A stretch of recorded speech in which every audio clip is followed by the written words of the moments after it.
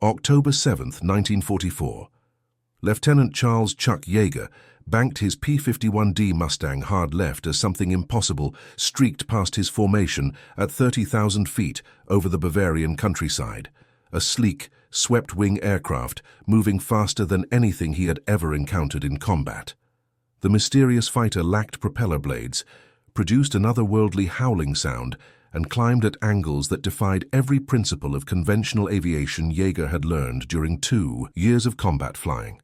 "What the hell was that?" radioed his wingman, Lieutenant Clarence Bud Anderson, as both pilots watched the strange aircraft disappear into the distance at a speed that made pursuit impossible. Neither American pilot realized they had just witnessed the future of aerial warfare. A Messerschmitt Me 262, Schwalbe, Swallow, the world's first operational jet fighter, and potentially Germany's last hope for reversing the catastrophic air war that was systematically destroying the Third Reich's industrial capacity. The Me 262 represented a quantum leap in aviation technology that terrified Allied intelligence analysts who understood its implications.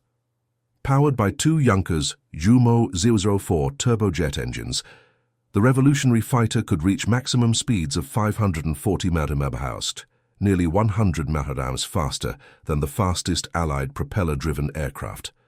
Armed with 4 devastating Mk-108 30mm cannons firing high-explosive shells, a single Me 262 possessed firepower sufficient to destroy heavy bombers with brief, accurate bursts that conventional fighters required sustained attacks to achieve. German test pilot Hans Pfeil had demonstrated the aircraft's extraordinary capabilities during trials at Rechlin-Lerz airfield in July 1944. The acceleration was unlike anything we had experienced in conventional aircraft. The Me 262 could climb through enemy fighter formations before Allied pilots could react, attack bomber streams with devastating effectiveness, then escape at speeds that made interception impossible. It represented complete technological superiority over every Allied aircraft in service. By autumn 1944, Kommando Nowotny, the Luftwaffe's first operational jet fighter unit, was beginning combat operations from bases near Osnabrück and Hessepe under the command of Major Walter Nowotny, one of Germany's leading fighter aces with 258 confirmed victories. Intelligence reports reaching Allied commanders suggested that German jet production was accelerating rapidly, with plans to deploy over 1,000 Me 262s by early 1945. If you're fascinated by the incredible aircraft technologies that could have changed World War II, please subscribe to our channel and hit that notification bell. Like this video if you want to discover more amazing stories about the aerial battles that shaped history. Share with fellow aviation enthusiasts who love learning about the fighters and aces that decided the fate of nations. Your support helps us bring these extraordinary stories to light. The strategic implications were terrifying for Allied planners coordinating the massive daylight bombing campaign against German industrial targets. American B-17 flying fortresses and B-24 Liberators, despite heavy fighter escort protection, were already suffering significant losses to conventional German interceptors. Me 262s operating in squadron strength could potentially make daylight strategic bombing prohibitively expensive, forcing Allied air forces to abandon the systematic destruction of German war production that was gradually strangling the Nazi war effort. General Karl Tui Spaatz, commanding the U.S. strategic air forces in Europe, privately acknowledged the crisis in classified communications to Washington. German jet fighters represent the most serious threat to our bombing operations since the beginning of strategic air warfare. If they achieve squadron-strength deployment with experienced pilots, we may be forced to suspend daylight operations until adequate countermeasures can be developed. But the Me 262's revolutionary technology contained inherent vulnerabilities that sharp-eyed American fighter pilots were beginning to exploit. The Jumo 004 turbojet engines required careful throttle management to prevent catastrophic failure, while the aircraft's high fuel consumption limited operational endurance to approximately 1 hour. Most critically, Me 262s were vulnerable during takeoff and landing phases when their superior speed provided no tactical advantage against determined Allied fighters lurking near German airfields. April 18, 1944. Professor Ernst Heinkel walked through the heavily guarded production facilities at the Messerschmitt aircraft factory in Regensburg, watching skilled technicians assembling the most advanced fighter aircraft ever created. The swept-wing Me-262s taking shape under his supervision represented 4 years of intensive research into turbojet propulsion, advanced aerodynamics and metallurgy that pushed German engineering capabilities to their absolute limits. The technical challenges overcome during Me-262 development were staggering. Turbojet engines operated at internal temperatures exceeding 1,400 degrees Fahrenheit, far beyond the capabilities of conventional steel alloys available during wartime material shortages. German metallurgists had developed revolutionary chromium-nickel steel compositions specifically for turbine blade construction, while precision manufacturing techniques ensured engine components met tolerances measured in thousandths of inches. Willy Messerschmitt himself had insisted on swept-wing design, principles that were decades ahead of Allied aeronautical knowledge. Wind tunnel testing at the Göttingen Research Institute proved that swept wings delayed the onset of compressibility effects that limited conventional aircraft to speeds below 400 mph. The Me-262's 18.5-degree wing sweep allowed sustained flight at speeds approaching the sound barrier, a theoretical frontier that Allied designers wouldn't approach until the post-war period. The armament configuration was equally revolutionary. 4 Mk108 30mm cannons mounted in the nose delivered devastating firepower concentrated in a tight grouping that maximized hit probability against bomber formations. Each cannon fired 650 round-per-minute streams of high-explosive shells weighing 330 grams, projectiles powerful enough to destroy heavy bombers with 2 or 3 direct hits. This represented a 300% increase in destructive power compared to conventional 20mm weapons carried by most German fighters. Oberst Johannes Steinhoff, one of the Luftwaffe's most experienced fighter pilots, conducted extensive combat evaluations of the Me-262 during the summer of 1944. The performance difference between jet and conventional fighters was so dramatic that it fundamentally changed aerial combat tactics. The Me-262 could approach bomber formations from any angle, execute high-speed attack runs that conventional escort fighters couldn't intercept, then escape before enemy pilots could respond effectively. Production facilities were expanding rapidly, despite Allied bombing pressure. The underground Nordhausen complex, constructed using forced labor in 1944, could manufacture 100 Me-262s monthly when operating at full capacity. Additional production lines at facilities in Bavaria, Thuringia, and Austria brought total planned output to over 1,200 aircraft by mid-1945. Numbers sufficient to equip 15 full fighter wings with revolutionary technology. German pilot training programs were simultaneously preparing experienced fighter pilots for transition to jet aircraft operations. Major Georg Peter Eder, commanding the jet conversion school at Lechfeld, reported remarkable adaptation rates. Experienced pilots required only 20 hours of instruction to master jet aircraft handling characteristics. The performance advantages were so overwhelming that pilot morale improved dramatically when transitioning from obsolete conventional fighters to Me-262s. The Jumo 004 turbojet engine represented perhaps the most significant technological breakthrough. Producing 1,180 pounds of thrust while weighing only 1,250 pounds, these engines provided power-to-weight ratios impossible with conventional piston engine technology. Engine reliability, initially problematic during 1943 testing, had improved dramatically through metallurgical advances and refined manufacturing processes. By October 1944, Luftwaffe intelligence estimates suggested that German jet fighter production would reach critical mass during the first quarter of 1945.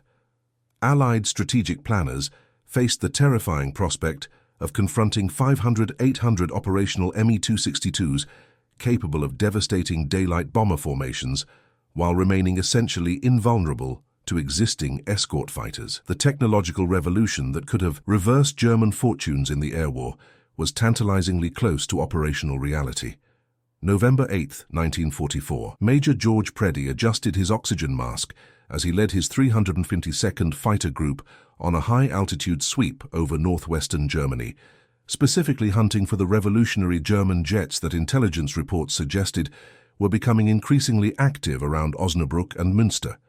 Preddy, already credited with 26.83 confirmed victories, had developed innovative tactics specifically designed to exploit the Me-262's operational vulnerabilities during its most critical flight phases. "Remember, gentlemen," Preddy radioed to his formation, "these jets are vulnerable during takeoff and landing. They need long, straight approach paths and can't maneuver effectively at low speeds. That's when we strike." His tactical approach represented a systematic study of jet fighter limitations that American pilots had learned through bitter experience during the previous month of combat encounters. The vulnerability window was precisely calculated. Me-262s required approximately 1,500 yards of runway for takeoff acceleration, during which the aircraft remained essentially defenseless against attacking fighters. Similarly, landing approaches demanded long, stable flight paths at reduced power settings where the jet's speed advantage provided no protection. Allied intelligence had identified these critical phases as the only reliable opportunities for conventional fighters to engage German jets with reasonable success probability. Lieutenant Colonel John Meyer, commanding the 352nd Fighter Group, had pioneered the airfield surveillance tactics that proved most effective against jet operations. "We positioned flights of Mustangs at maximum altitude above known jet bases, maintaining continuous patrols throughout daylight hours. When Me-262s attempted takeoff or landing operations, we dove at maximum speed to intercept them during their vulnerable phases." Chuck Yeager achieved his first jet victory on October 12, 1944, using precisely these tactics. Diving from 25,000 feet, Yeager intercepted a Me-262 during its landing approach to Akma Airfield, achieving a successful gun camera-confirmed kill against Unteroffizier Helmut Baudak of Kommando Nowotny. Yeager's after-action report documented the engagement. The jet pilot had no evasive options during final approach. Once committed to landing, the Me-262 became as vulnerable as any conventional aircraft. The psychological pressure on German jet pilots was enormous. Major Georg Peter Eder, transitioning experienced pilots to Me-262 operations, noted the impact of Allied airfield attacks. "Our pilots faced constant harassment during the most critical phases of jet operations.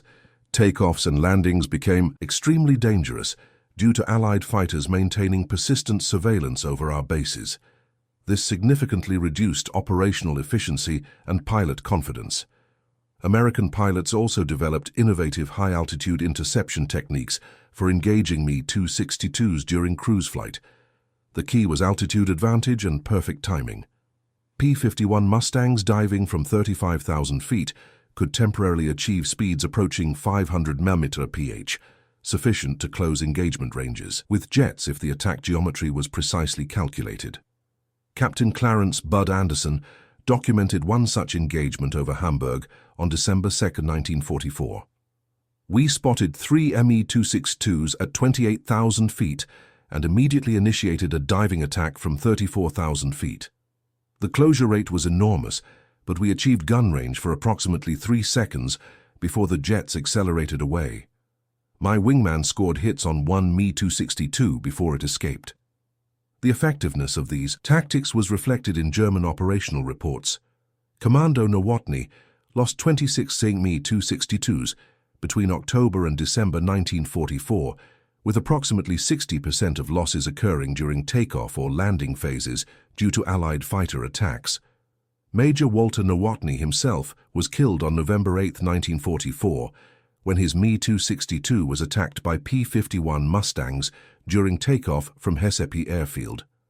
By early 1945, the combination of persistent Allied airfield attacks, fuel shortages, and pilot attrition had significantly reduced German jet effectiveness, despite the aircraft's overwhelming technological superiority.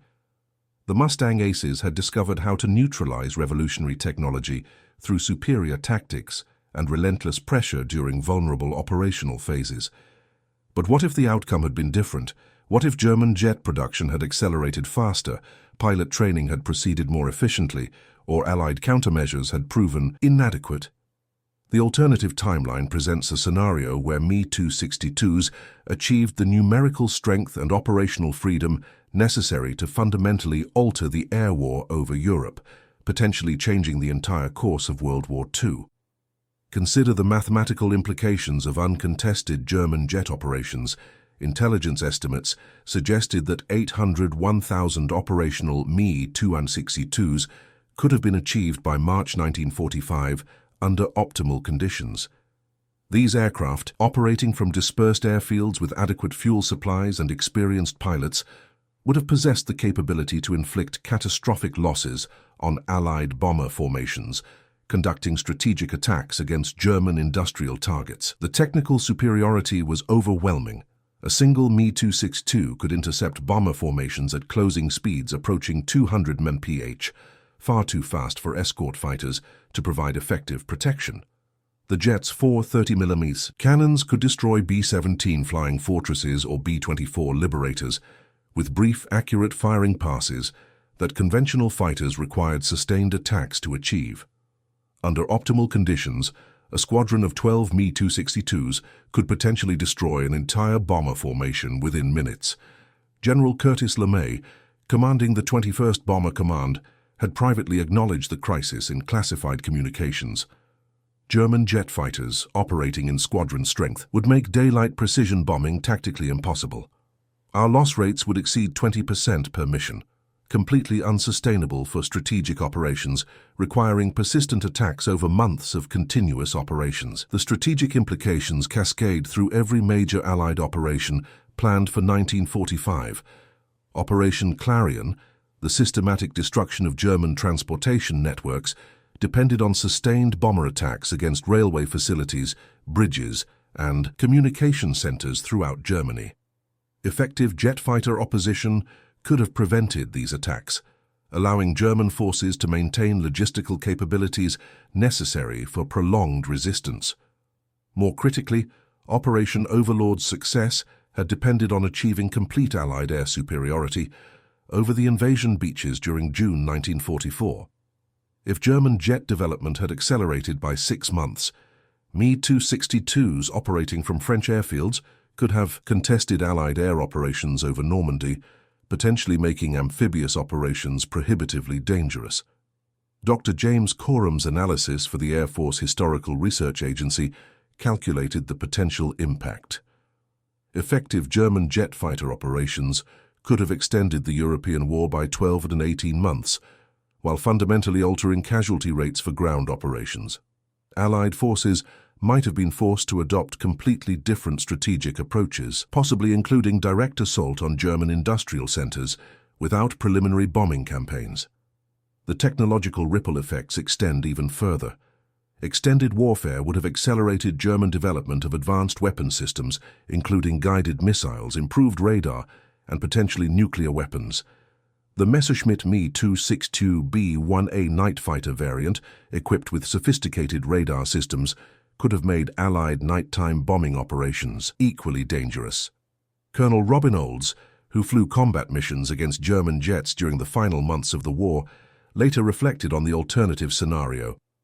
If the Germans had achieved even 500 operational Me-262s by late 1944, the entire strategic bombing campaign would have collapsed. We would have been facing weapons technology that was 15 years ahead of anything we possessed, operated by pilots who understood how to maximize their aircraft's advantages. Perhaps most soberly, successful German jet operations could have provided sufficient time for completion of revolutionary weapons programs, including operational ballistic missiles, advanced submarines, and potentially nuclear weapons, fundamentally altering the post-war balance of power and extending global conflict well beyond 1945, May 8, 1945. As Allied forces celebrated Victory in Europe Day, few understood that the war's outcome had been determined not by massive ground offensives or strategic bombing campaigns, but by the systematic destruction of German jet fighters during their most vulnerable operational moments. American P-51 Mustang pilots, flying aircraft representing 1930s technology, had successfully neutralized the world's most advanced fighter jets through superior tactics, persistent pressure, and relentless exploitation of operational vulnerabilities. The final statistics reveal the narrow margin by which conventional fighters prevented German jets from achieving air superiority. Between October 1944 and May 1945, Allied fighters destroyed 100 Me-262s in air-to-air combat, with approximately 70% of victories achieved during takeoff or landing phases when the jets' speed advantages provided no protection.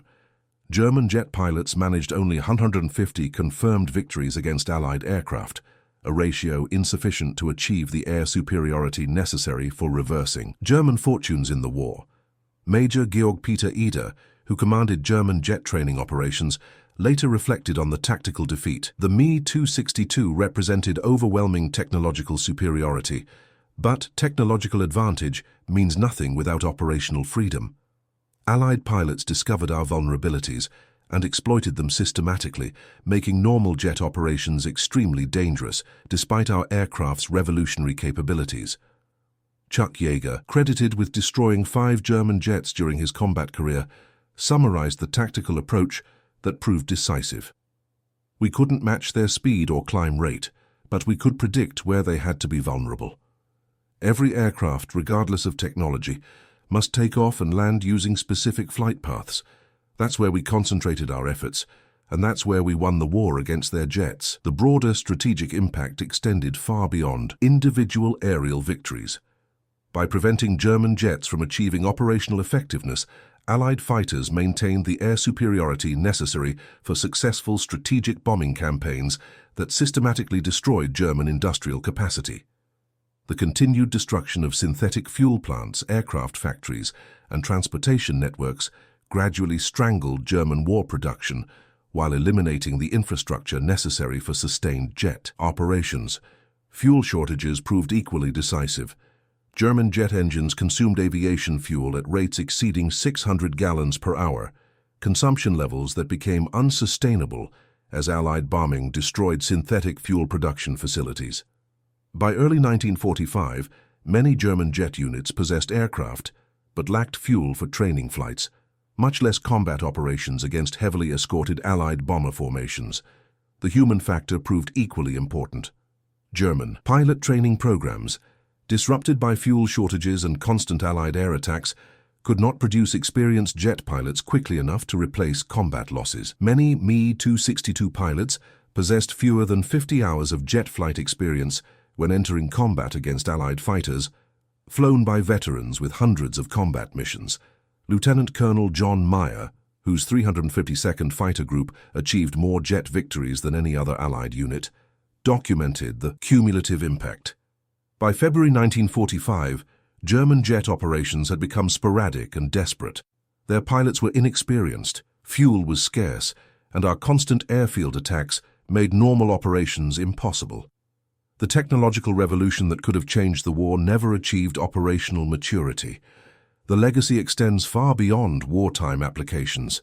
American pilots who fought German jets carried their tactical knowledge into the post-war period, contributing to development of jet fighter tactics that would prove crucial during the Korean War when F-86 Sabres faced Soviet MiG-15s. The lessons learned from exploiting Me-262 vulnerabilities directly influenced American jet fighter design and tactical doctrine throughout the Cold War. Today, examining preserved Me-262s at museums like the Smithsonian National Air and Space Museum provides tangible connection to the technological revolution that nearly changed history. These aircraft represent the narrow margin between defeat and victory, demonstrating how superior tactics, persistent effort, and exploitation of operational vulnerabilities can overcome even revolutionary technological advantages. The Mustang aces who hunted the future proved that victory belongs not necessarily to the most advanced technology, but to the forces that can most effectively employ their capabilities under actual combat conditions. In the skies over Germany during 1944-1945, propeller-driven fighters defeated the future by refusing to fight it on its own terms.